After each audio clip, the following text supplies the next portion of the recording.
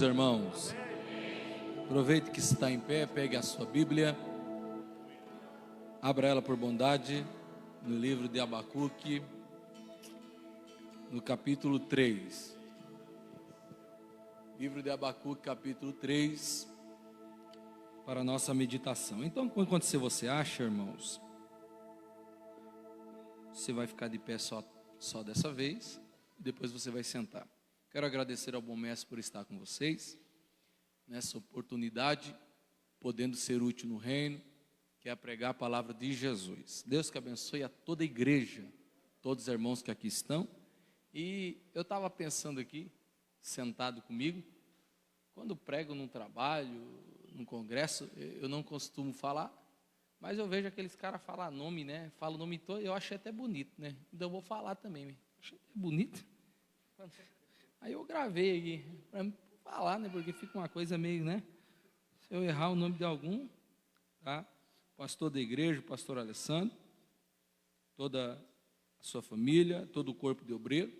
Bom, pastor, muito obrigado por ceder a tribuna desta casa. Trago um abraço ao meu pastor presidente da Assembleia de Deus no estado de Santa Catarina, na cidade de Guaramirim, pastor Valdemar Cordeiro, ao senhor, a todo obreiro e toda a igreja. Quantos querem receber a paz, irmãos? Amém? O meu amigo, irmão, que eu tenho aqui em Paranaguá, presbítero Ricardo, sua esposa Rosana, que está na atividade, seus filhos, né, que são uma bênção. Ricardo é uma bênção em minha vida, né, desde que eu tive a amizade dele, nunca mais eu perdi, e vamos assim, vai, né, Ricardo? Ricardo é uma bênção, né? Aos meninos, aos varões aqui da Umadipevar, é isso? Umadipevar? Aí, ó. Gesiel e Mateus, né? Os varões, tá aí. Oi, Josiel? Aí eu falei. Josiel, tá certo, nós chega lá. Deus que abençoe vocês, tá? Por me conceder a tribuna aqui, por pregar, confiar em nós, a família de vocês, tá? Os meninos do Conectado aqui, o Felipe e Guilherme. Dá uma dupla, né? Eu falei que você vai casar logo, né? Você vai ganhando quem é? Vamos ver agora se ajuda, né, varão? Vai, né? Vai. Deus que abençoe. Olha lá, já deu um epa lá embaixo. Ó. Vai que funciona hoje, né, varão? Deus que abençoe, tá? Toda a igreja, num contexto geral. Receba meu carinho, meu abraço. Trago um abraço, um beijo da minha mulher, que não pôde estar.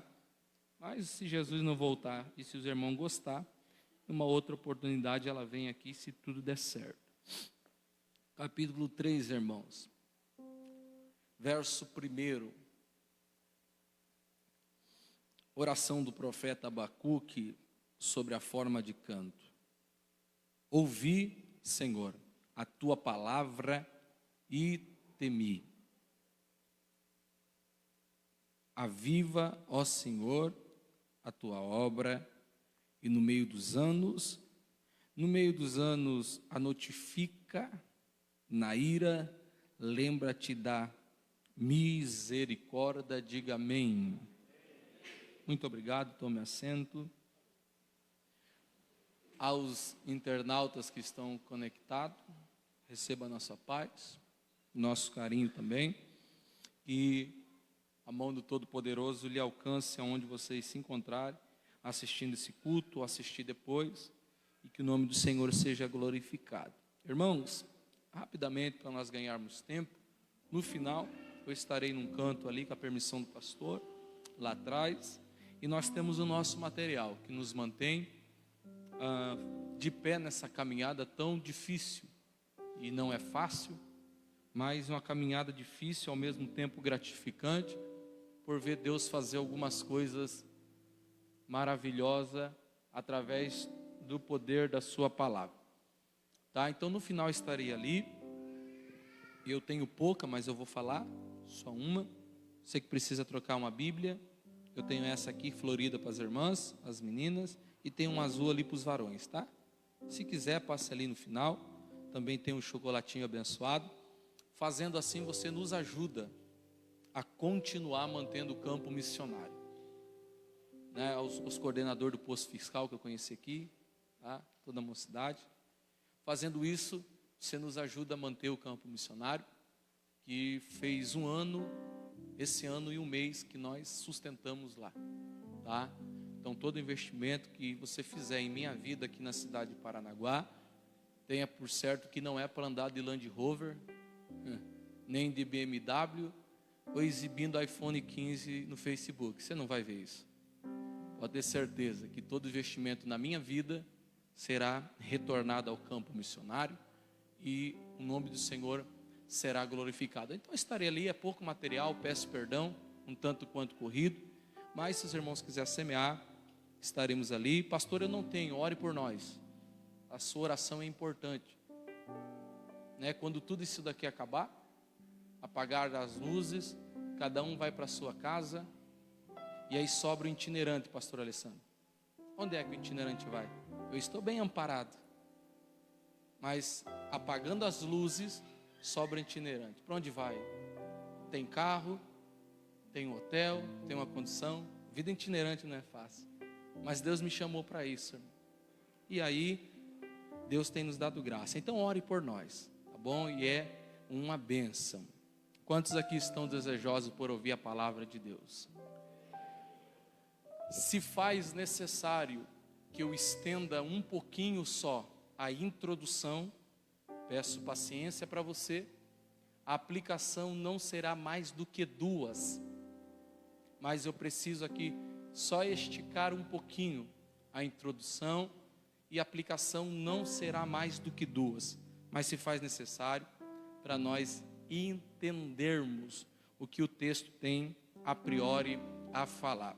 Antes de eu pregar, antes de eu começar a falar, eu estava sentado aqui, o Espírito Santo falou comigo, e a gente é sensível à voz de Deus, à voz do Espírito Santo, e quase sempre a gente sabe quem fala conosco, né? Quase sempre. E quando eu sentado aqui, no meio do louvor,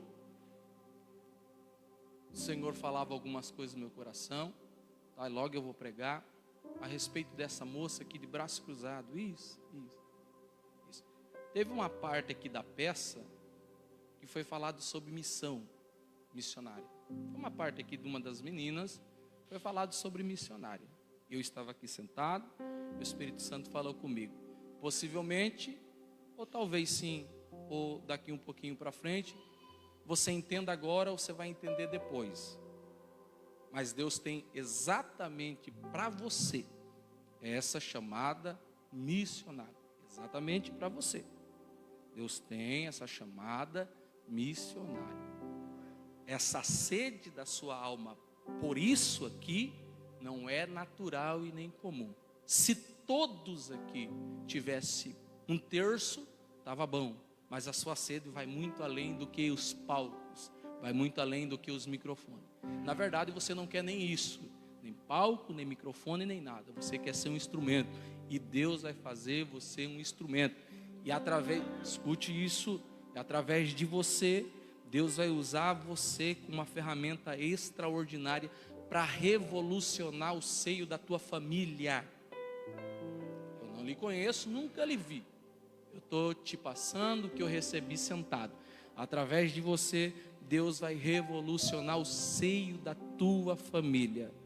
Por causa da tua decisão disso daqui, você está sofrendo algumas coisas que a sua idade não era pertinente a sofrer, mas você já está sofrendo, e é Deus te preparando para o que você vai enfrentar. Mas Deus vai te usar de uma maneira extraordinária. Se Jesus não voltar e a trombeta não tocar, pode abraçar bem essa menina. Abrace bem, ajude muito ela em oração, porque vocês não sabem o tamanho da fúria do diabo, do inferno contra ela. Mas Deus tem uma obra extraordinária na sua vida. Aleluia, aleluia. Guarda essa palavra no teu coração, guarde a tua alma e os teus pés, porque Deus vai te usar como uma ferramenta. Guarde essa palavra. Quantos creem que Deus tem uma obra na vida? Amém? Vamos lá para o texto. Abacuque é o 8º profeta dos profetas menor. O seu nome quer dizer abraço ou abraçado. Profetiza a iniquidade de Judá e o castigo dos caldeus ao mesmo tempo. E nesse período que Abacuque profetiza é o ano de 608 a 598 a.C. Profetizou e viveu no reinado de Joaquim. E o período que Abacuque viveu no reinado de Joaquim e profetizou, não era um período bom, não era um período muito satisfatório. Na verdade, esse mesmo moço, esse mesmo profeta, Deus faz ele sentir na pele, Deus faz ele saber o que é que Deus faria com a nação. Abacuque é tomado de assalto pelo Espírito e ele não tem escolha, porque no período que Deus o visita, Deus revela. Não revela o que vai fazer com ele, revela o que através da boca dele Deus fará com o seu povo em Judá.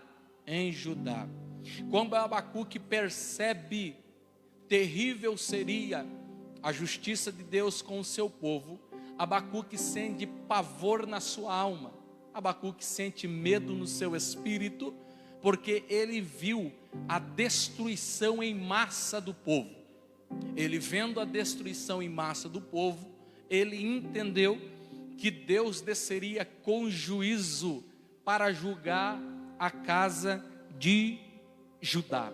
Se você depois for prestar atenção lá na sua casa, você lê esses 3 capítulos. Esses 3 capítulos são divididos em 3 etapas diferenciadas na vida de Abacuque. Depois você lendo na sua casa, você vai entender. E quando Deus se revela ao profeta, a primeira impressão que Abacuque teve de Deus, na sua revelação plena e do Espírito, foi compreender Deus na sua justiça, foi compreender Deus no seu julgar, foi compreender Deus balançando a balança e pesando contra Judá. E nesse período que Abacuque tem a visão que tanto para o seu tempo e um tempo futuro, Abacuque sente medo. E alguns estudiosos bíblicos afirmam que Abacuque treme na base, ele se coloca como uma criança, porque tamanha era e terrível a visão que Deus deu. Porém, Deus nunca deixou passar despercebido nada. Ao longo da Bíblia Sagrada e desde que mundo é mundo, Deus sempre avisa os teus filhos, Deus sempre usa alguém, mesmo que soe estranho nos ouvidos de muitos, Deus sempre levanta alguém para dizer, para mostrar e para falar aquilo que Deus vai fazer.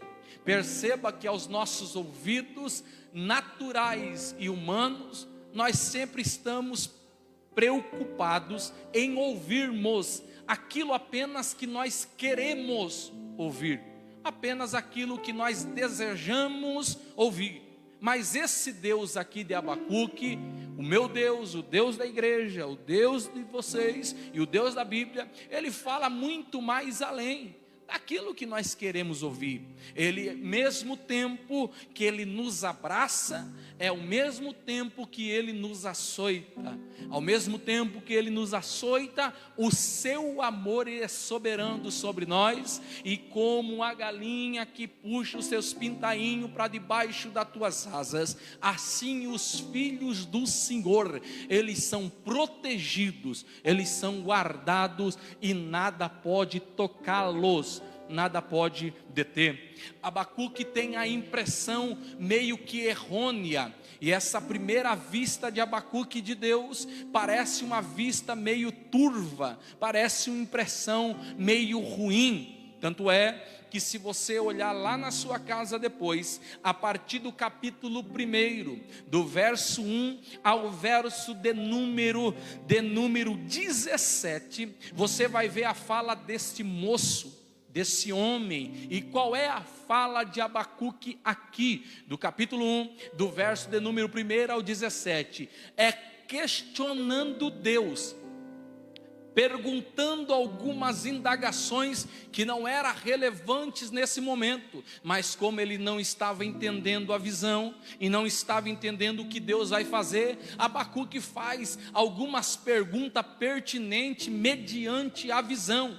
E todo julgamento do capítulo 1, do verso 1 ao 17, é um julgamento de Abacuque nessa condição. Qual pregador falo? Abacuque, ele até entendia o que Deus queria fazer, porém, ele não aceitava o modo de que Deus queria fazer. Como Deus iria usar de juízo contra a casa de Judá.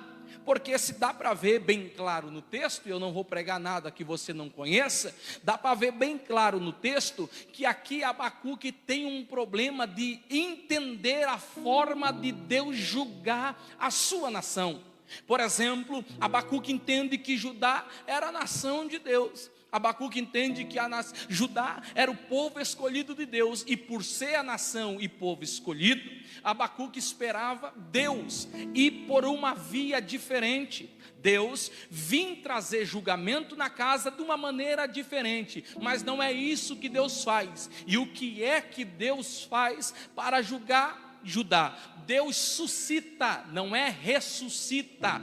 Deus suscita os caldeus. E quem eram os caldeus? Um dos piores inimigos do povo de Deus. E ao longo da Bíblia Sagrada, você podendo olhar e analisar com cuidado, era um povo que Deus costumava levantar para julgar a sua nação. E aqui não é diferente, mas esse povo caldeus é um povo voraz, pessoas experimentadas na batalha, pessoas que viviam praticamente no deserto o tempo todo, pessoas que quando saíam para uma batalha, saíam para uma guerra, saíam sem amor nenhum, sem compaixão nenhuma, saía sem misericórdia nenhuma.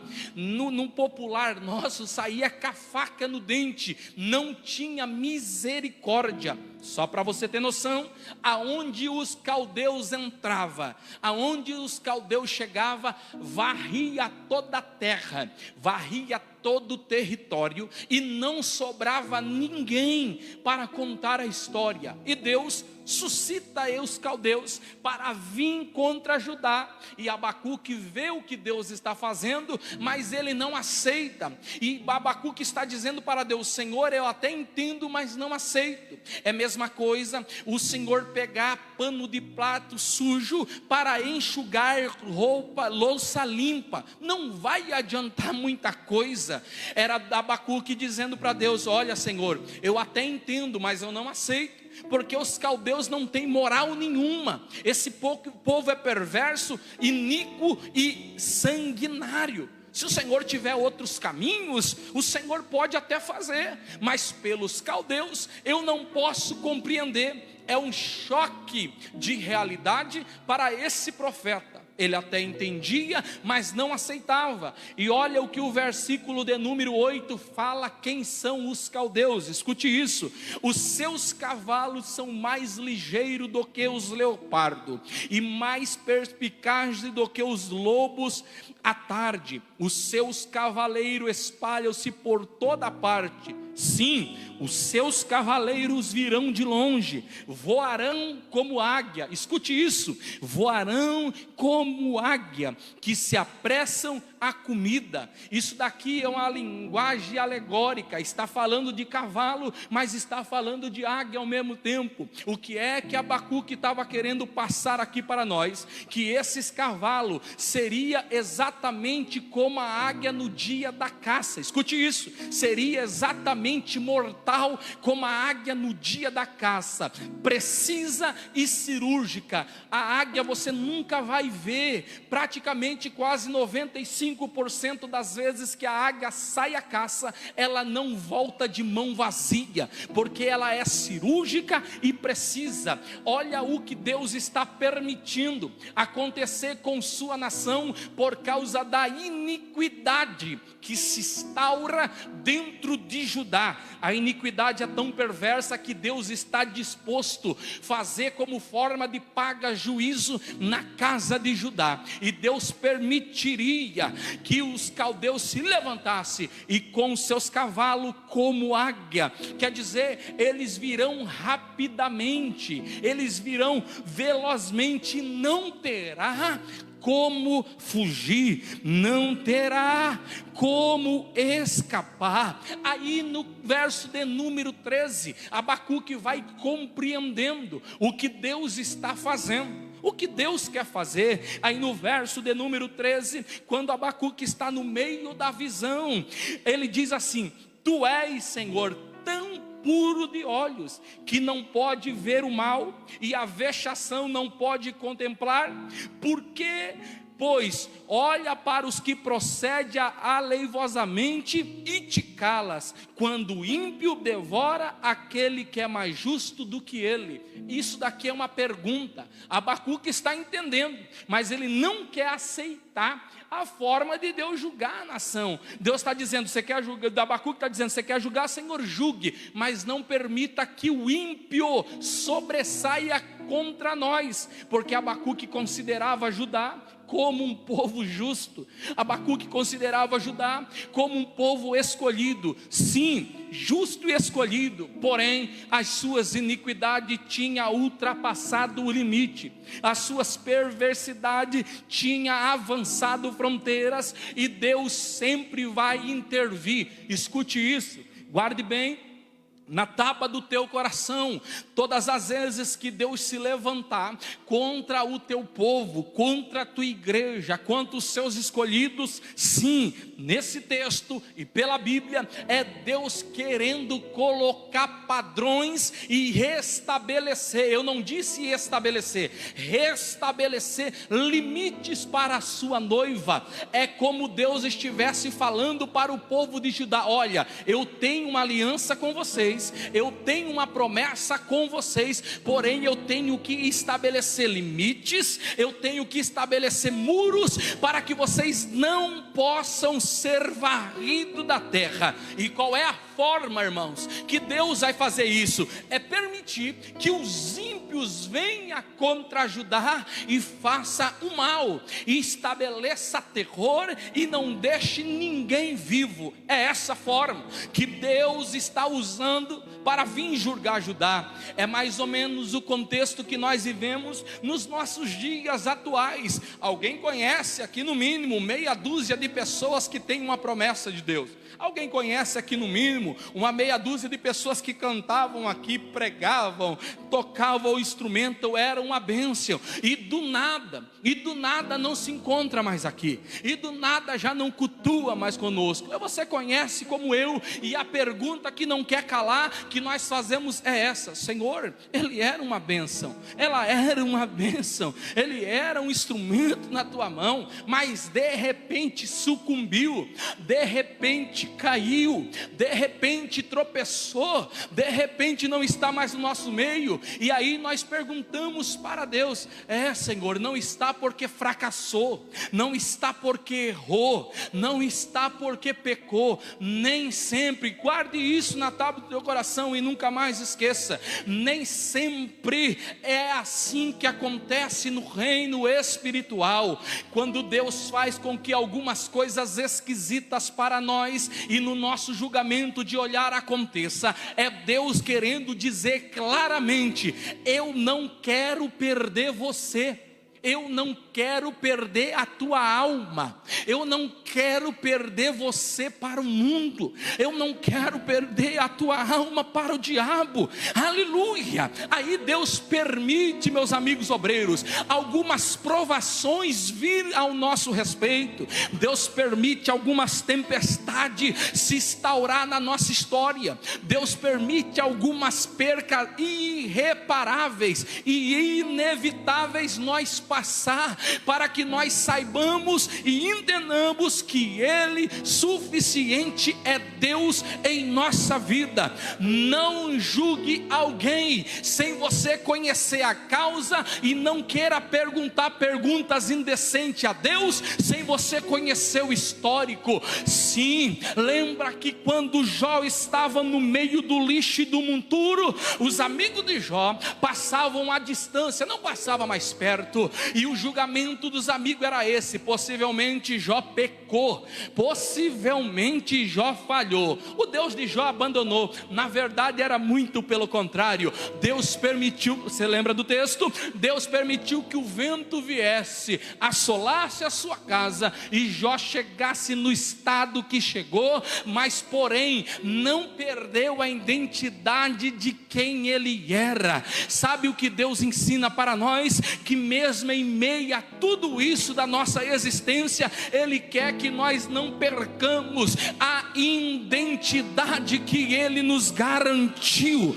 Ele quer que nós entendamos de uma vez por todas que o processo para nós trazer no altar, que o processo para se aproximar de Deus é assim. Deixa eu permitir aqui, permita eu falar algo muito simples e muito simplórios ao teu ouvido. Se não for no meio da prova, se não for no meio da dor, se não for no meio da tempestade, eu duvido você fazer propósito de oração, eu duvido você correr para a consagração, eu duvido você fazer o ano inteiro de oração sem parar, porque nós estamos acostumados a fazer quando a prova vem, nós estamos acostumados a fazer quando o problema se instaura, mas são os meios que Deus tem de nos aproximar perto do altar. Você quer ver que eu não falo mentira? Se eu fosse dar o microfone para alguém aqui e perguntar: quem aqui está na prova? No mínimo a metade levantaria a mão, e eu perguntaria: por que é que você veio aqui nessa noite? E você responderia: eu vim, pregador, porque eu não suporto mais isso, eu vim porque eu quero sair da prova. É assim, eu vim porque eu preciso do meu milagre. Não tem problema nenhum, mas você percebe que no contexto da sua palavra, o que te traz a priori a início no altar é o problema que você está transitando. Você percebe que no princípio da sua ação, o que te motivou você vir ao altar aqui foi o problema que te cercou. Talvez se você não tivesse problema, você não estava aqui. Talvez se não tivesse a prova, você não estaria adorando. Talvez se não tivesse apertado lá na tua casa, você não estaria derramando lágrima. Mas você veio, não veio? Você chegou, não chegou? Essa é a prova cabal e concreta de que mais do que eu e você, o Deus a quem nós servimos tem interesse em nos abençoar no meio de tudo isso. Aleluia!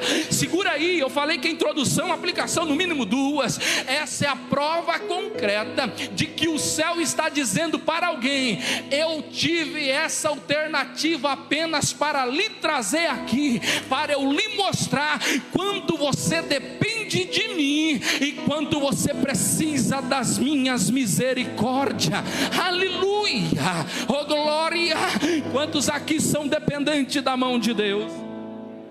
Quantos aqui são dependentes da misericórdia de Deus? Fale para pelo menos uma pessoa. É didática, não é chatice. Fale para pelo menos uma pessoa. Diga para ele ou para ela. Diga: você depende de Deus. Fale. Não, está com medo, irmão. Diga: você depende de Deus. Fale para ele, fale para ela. Aleluia! Nós dependemos da mão poderosa do Senhor Jesus Cristo em nosso favor. Deixa eu liberar essa palavra para você se alegrar aqui e você não dormir aí no banco. Fique tranquilo que essa luta e adversidade que se instaurou é Deus querendo te trazer para o altar da adoração e fazer você voltar ao princípio de primeiro amor. Aleluia! Oh glória! Talvez esse problema que você está transitando é a única porta que Deus optou para te trazer aqui, para lhe provar que você depende exclusivamente dEle. Você é dEle, a tua vida é dEle, a tua casa é dEle, o teu ministério é dEle, o teu casamento é dEle, a tua finança é dEle, a tua casa material é dEle, o teu veículo é dEle, tudo é por Ele, para Ele são todas as coisas. Bendito seja